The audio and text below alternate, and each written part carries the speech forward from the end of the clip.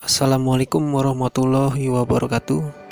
Perkenalkan, kami peserta Latsar CPNS Kementerian Hukum dan HAM gelombang 5 Angkatan 95. Kelompok kami terdiri dari 6 orang peserta yang diketuai oleh Diki Tera Putra, Ahmad Zaki, M. Royhan, M. Ria Repansa, M. Zulhardi, dan saya sendiri Edo Jaya Permana.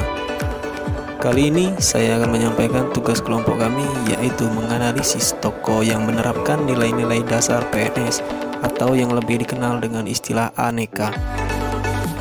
Di sini kami mengambil salah satu tokoh, yaitu Baharudin Yusuf Habibie atau lebih dikenal sebagai B.J. Habibie.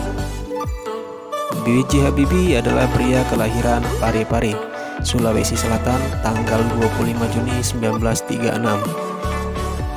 Habibie menjadi presiden ketiga Indonesia dan pernah juga sebelumnya menjadi wakil presiden RI ke-7. Pada tahun 1954, B.J. Habibie memilih jurusan kuliah teknik mesin di Fakultas Teknik ITB.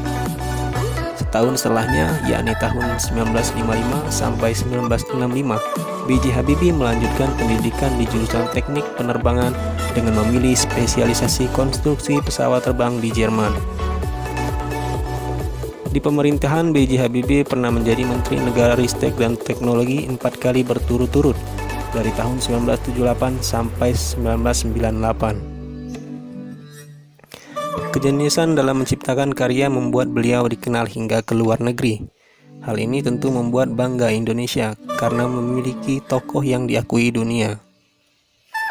Berikut 3 karya B.J. Habibie pada dunia penerbangan.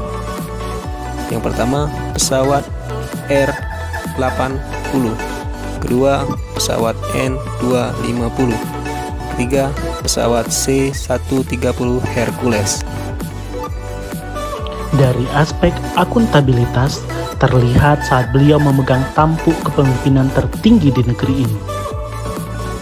Saat itu, Indonesia benar-benar sedang krisis moneter yang terjadi secara masif.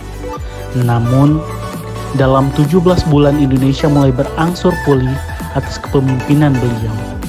Ekonomi, situasi politik, dan keamanan semuanya mulai membaik. Salah satu kunci keberhasilan tersebut ialah kecermatan beliau dalam mengambil keputusan. Dari situ, kita dapat melihat indikator kepemimpinan.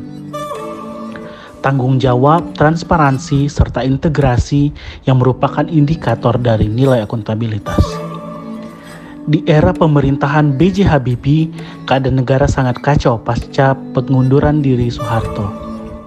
Beliau berhasil memberikan landasan yang kokoh bagi Indonesia dengan melahirkan Undang-Undang Anti Monopoli, perubahan undang-undang politik dan undang-undang otonomi daerah untuk meredam gejolak tersebut.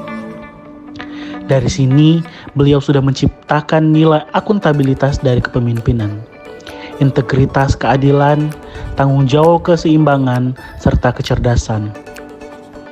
Dari nilai dasar nasionalisme, B.J. Habibie mengabdi untuk bangsa. Setelah lulus kuliah di Jerman, Habibie memilih kembali ke Indonesia untuk memajukan Indonesia.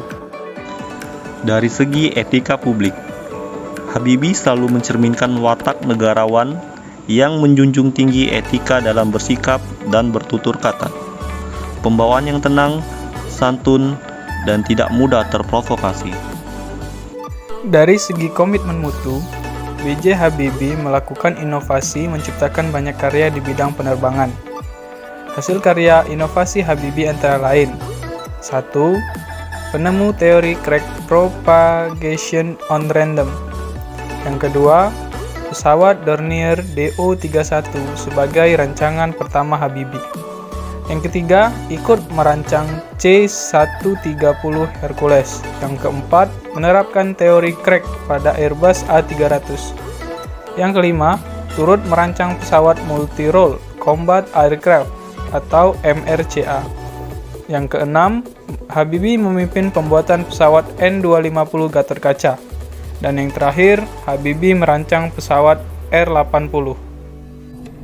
Dari nilai anti korupsi kepedulian, Habibie meningkatkan kualitas sumber daya manusia melalui Ikatan Cendekiawan Muslim se-Indonesia. Habibie juga banyak memberi beasiswa kepada generasi muda yang memerlukan bantuan. Selanjutnya, dari nilai anti korupsi kerja keras. Habibie merupakan seorang yang pekerja keras, yang kuliah sambil bekerja karena masih harus menghidupi keluarganya, walaupun ia kuliah S3 di Jerman. Selain daripada itu, Habibie selama menjabat sebagai wakil presiden ataupun presiden Republik Indonesia tidak pernah terkait dengan tindak pidana korupsi.